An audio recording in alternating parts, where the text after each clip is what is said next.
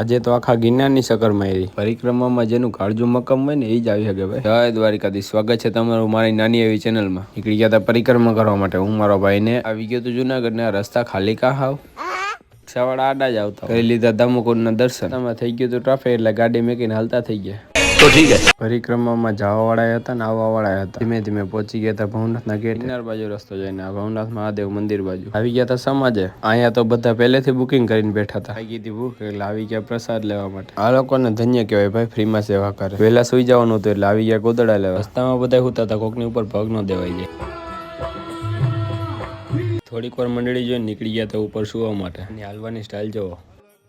સવારે ઉઠી ગયા હતા, ઠંડી પણ બહુ હતી. ફેરા કરવા ગિરનારના દર્શન થઈ ગયો તો ત્યાં ને આવી ગયા હતા ચા પાણી પીવા માટે. હતા સવારના 5 ને કરી દીધી હતી પરિક્રમા ચાલુ. પરિક્રમા કરવા માટે કોઈ ટાઈમ નથી, તમે ગમે ત્યારે જઈ શકો. પહોંચી ગયા હતા પરિક્રમાના પ્રવેશ દ્વારે, મહિલા બીજા ભાગમાં.